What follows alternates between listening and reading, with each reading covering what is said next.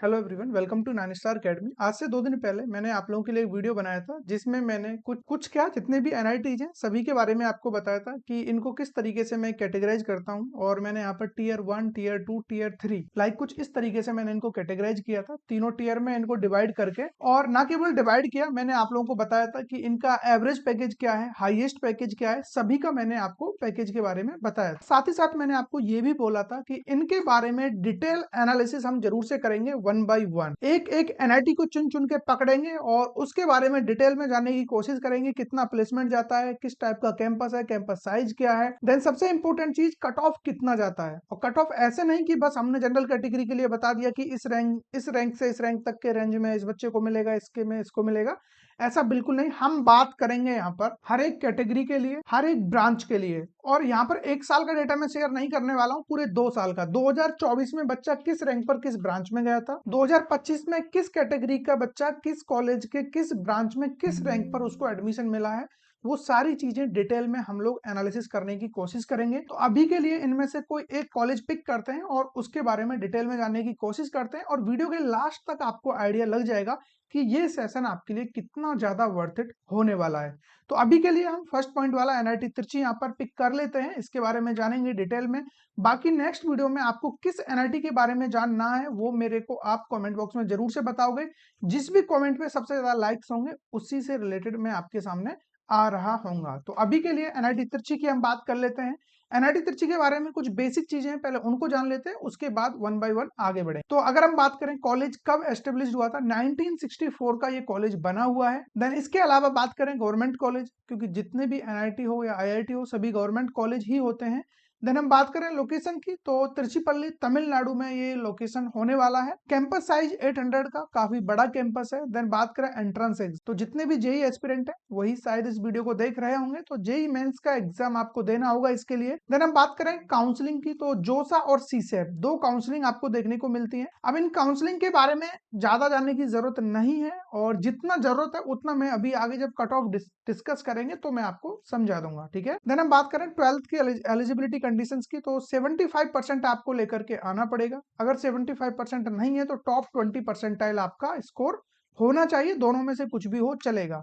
और अगर आप यहीं एससी और एसटी कैटेगरी में हो तो चीजें और आसान हो जाएंगी, जस्ट आपको 65% ही यहाँ पर स्कोर करना, ठीक है। ये तो बेसिक जानकारी है। बाकी अभी हम बात करने वाले हैं डिटेल में, लाइक इसका कट ऑफ कितना जा रहा होगा, किस कैटेगरी के लिए किस ब्रांच में कितना रैंक आपको लेकर के आना पड़ेगा, तो वो सबसे ज्यादा इंपॉर्टेंट। तो ये रहा आपके सामने। सबसे पहले एक छोटी सी नजर आप डाल लीजिए यहाँ पर। एनआईटी तिरछी का जो हाईएस्ट पैकेज है 64 एलपीए, एवरेज रहने वाला 17.5 एलपीए, ठीक है। अब बात करते हैं, देखो यहाँ पर किस तरीके से मैं इन चीजों को एक्सप्लेन करूंगा, तो आप थोड़ा सा पहले एक बार समझ लीजिए, उसके बाद आपको आसानी हो। यहाँ पर ये जितनी भी आप देख रहे हो इस कॉलम में, यहाँ पर मैं ब्रांच आपको बताने वाला हूँ। और इधर हम बात करेंगे क्लोजिंग रैंक की, वो भी इस वाले कॉलम में रहेगा आउटसाइड के लिए, और इस वाले कॉलम में है होम स्टेट, ठीक है। और इसमें भी दो तरीके से मैंने इनको डिवाइड किया हुआ है। आगे जो ये आप डिजिट देख रहे हो ये है 2024 के लिए, और ये है आपका 2025 के लिए, ठीक है। दोनों साल का डेटा मैंने आपके सामने रखा हुआ है। अब ये जो डेटा है बेसिकली ये मैंने लिया है सीसेप काउंसलिंग, इसीलिए मैं आपको बोल रहा था कि जोसा और सीसेप के बारे में थोड़ा सा हम जान लेंगे बाद में। तो सीसेप काउंसलिंग क्या है, पहले आपका होता है जोसा काउंसलिंग। जोसा काउंसलिंग में जो सीटें बच रही होती हैं, मान लो यहाँ पे टोटल जैसे कि आपके 2025 की अगर मैं बात करूं तो टोटल 6 राउंड यहाँ पर हुए थे, तो 6 राउंड के बाद अगर सीटें बच रही है तो फिर उन सीटों को भेजा जाएगा सीसेप। सीसेप के भी यहाँ पर इस बार 3 राउंड हमें देखने को मिले थे। ये 2025 की मैं बात कर रहा हूं, और यही अगर मैं 2024 की बात करूं, 2024 में जोसा के अंदर जो टोटल राउंड थे आप लोगों के वो थे यहाँ पर टोटल 5 राउंड, और सीसेप काउंसलिंग की अगर मैं बात करूं तो सीसेप में टोटल हुए थे 2 राउंड, ठीक है। ये कुछ बेसिक डिटेल्स है। अब जोसा सीसेप क्या ये आपको समझ में आ गया होगा। जोसा काउंसलिंग में जो रैंक यूज होती है वो यूज होती है आपकी कैटेगरी रैंक। यही बात करें सीसेप काउंसलिंग की, तो यहाँ पर चलता है आपका सीआरएल रैंक, ठीक है। अब ये कैटेगरी रैंक क्या है, सीआरएल रैंक क्या है, जितने भी ड्रॉपर वाले बच्चे होंगे उनको तो पता होगा, लेकिन जो न्यू स्टूडेंट है तो उनको भी धीरे धीरे पता चल जाएगा या पता चल चुका होगा। या फिर थोड़ा सा मैं आपको बता देता हूँ, दो तरीके से आपकी रैंक निकल करके आती है। एक ओपन रैंक यानी कि जिसको हम सीआरएल बोलते हैं, जो टोटल बच्चों को इंक्लूड करके निकाली जाती है, और एक कैटेगरी रैंक होती है जो पर्टिकुलर कैटेगरी की रैंक निकाली जाती है, ठीक है। तो यहाँ पर अब जो ये डेटा मैं शेयर कर रहा हूँ ये कौन सी रैंक है, तो ये है आपका सीआरएल रैंक। ये सीआरएल रैंक है, इट मींस ये सीसेप काउंसलिंग का डेटा है। सीसेप काउंसलिंग से मैंने ये डेटा पिक किया है, और लास्ट राउंड का डेटा मैंने यहाँ पर लिया है। और मैंने यही कोशिश किया है कि लास्ट टू लास्ट मैं आपको बताऊं, लेकिन अगर लास्ट राउंड में कोई सीट मुझे नहीं मिल रही है तो मैंने जस्ट उससे प्रीवियस वाले राउंड को भी यहाँ पर रखा हुआ है। मान लो मेरे को जस्ट उससे प्रीवियस में भी नहीं मिल रहा है, तो फिर मैंने मान लो सीसैम में सीट बची ही नहीं, उस केस में फिर मुझे जोसा का लास्ट राउंड का भी डेटा यहाँ पर लेना पड़ा है। और हालांकि जो अभी आप देख रहे हो ओपन कैटेगरी के लिए, इसमें इसकी कोई नीड नहीं है, क्योंकि यहाँ पर टोटल जितनी भी ब्रांचेज हैं उन सभी के लिए सीट यहाँ पर वैकेंट थी। तो अभी जो काम की चीज है फटाफट आप लोग यहाँ पर देख लीजिए और कंपैरिजन करते हुए चलना। जो सीएससी में 1245 रैंक पर 2024 में बच्चे को सीट मिली थी, वही सीट 2025 में 1605 रैंक पर क्लोज हुआ है। इधर होम स्टेट के लिए बात करें तो 5570 से ये जो है घट करके 4624 पर ही क्लोजिंग देखने को मिली है। इसके अलावा केमिकल की आप बात करोगे 18,000 से 13,000 पर ही रह गया। इधर 24,000 से ये 22,000 पर ही क्लोजिंग हो गया। इधर जितने भी डेटा है ये सभी 2024 का क्लोजिंग रैंक है और ये सीसेप का डेटा है। इस साइड में जो भी डेटा है ये 2025 का डेटा है जो कि क्लोजिंग रैंक है, आप यहाँ पर देख पा रहे हो। ठीक है, ये ओपन कैटेगरी के लिए हो गया। अब थोड़ा सा आगे मूव ऑन करते हैं और कुछ चीजें नहीं मिलेंगी पहले ही बता देता हूँ, लेकिन एक्सप्लेन करना मेरा काम है। तो इधर अब एनआईटी तिरछी में ईडब्ल्यूएस कैटेगरी में कुछ नया नया आपको दिख रहा होगा, और वो क्या है मैंने स्टार मार्क कर रखा है, वो भी रेड कलर से, जैसे कि 201 R5 स्टार। इसका मतलब क्या है? तो इसका मतलब ये है कि सीसेप काउंसलिंग के अंदर यहाँ पर कोई सीट बचा ही नहीं, पर्टिकुलर इस बच्चे के लिए कोई सीट वैकेंट था ही नहीं सीसेप काउंसलिंग में। तो मुझे यहाँ पर ये जो डेटा है जोसा काउंसलिंग से लेना पड़ा, और जोसा काउंसलिंग से भी राउंड 5 का ये डेटा है, जो कि मैंने आपको बताया था 2024 में टोटल 5 राउंड हुए थे जोसा के, सीसेप काउंसलिंग के यहाँ पर हुए थे 2 राउंड। लेकिन जब सीसेप के लिए सीट नहीं बचा, इसका मतलब ये है कि जोसा में सीट फुल हो गए होंगे।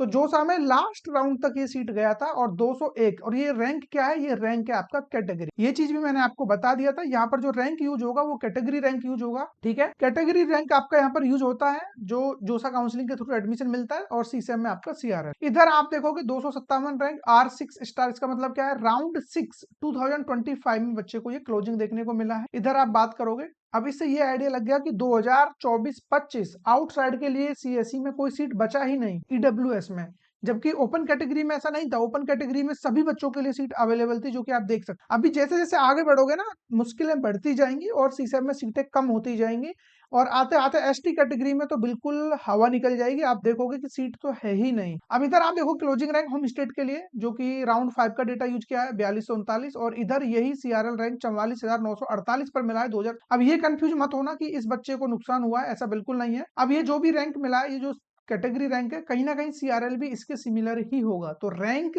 ओपन कैटेगरी का यूज करो, यानी कि सीआरएल यूज करो, या कैटेगरी रैंक, उससे कुछ खास फर्क नहीं पड़ता है। ठीक है, इतना आपको समझ में आ गया। बाकी जितना भी डेटा यहाँ पर यूज किया गया है वो सभी सीसेप काउंसलिंग का डेटा है, और यहाँ पर कंपेयर आप कर सकते हो, स्क्रीनशॉट ले लीजिए किस ब्रांच के लिए कितना कट ऑफ गया है किस ईयर। बाकी चीजें आसान है समझना। नेक्स्ट बात करते हैं ओबीसी कैटेगरी। तो ओबीसी कैटेगरी में देखो 2024-25 आउटसाइड के लिए दोनों के लिए सीएससी अवेलेबल था, लेकिन 2025 में और होम स्टेट वाले बच्चे के लिए सीएससी नहीं बचा था सीसेप काउंसलिंग में।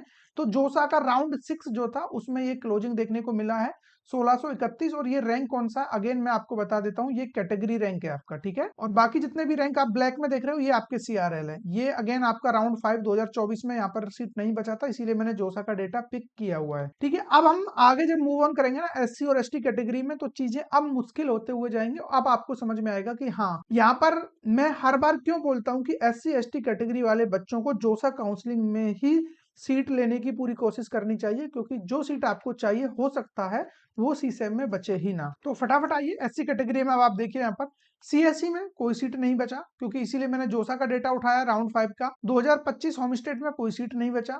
इधर इलेक्ट्रॉनिक्स एंड कम्युनिकेशन में कोई, इलेक्ट्रिकल इलेक्ट्रॉनिक्स इंजीनियरिंग, इधर भी कोई सीट नहीं बचा था। 2025 होम स्टेट के लिए कोई सीट नहीं बचा। इधर तो यानी कि 2024-25 आउटसाइड के लिए जो अदर स्टेट वाला बच्चा है उसके लिए सीट बचा ही नहीं। अब ये अदर स्टेट और होम स्टेट ये क्यों यूज कर रहा हूं मैं?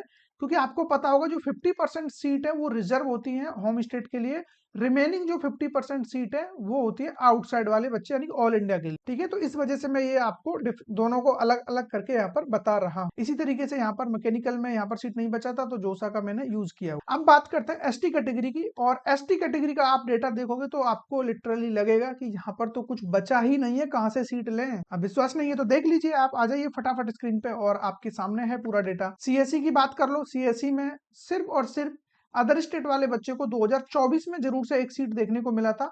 उसके बाद तो भाई हवा निकल गई, एकदम से कोई सीट बचा ही नहीं है। होम स्टेट वाला बच्चा तो देखता रहे, बस तेरे पास जो भी रैंक है उससे मतलब नहीं है, सीट ही नहीं बचा सीसेट काउंसलिंग के लिए।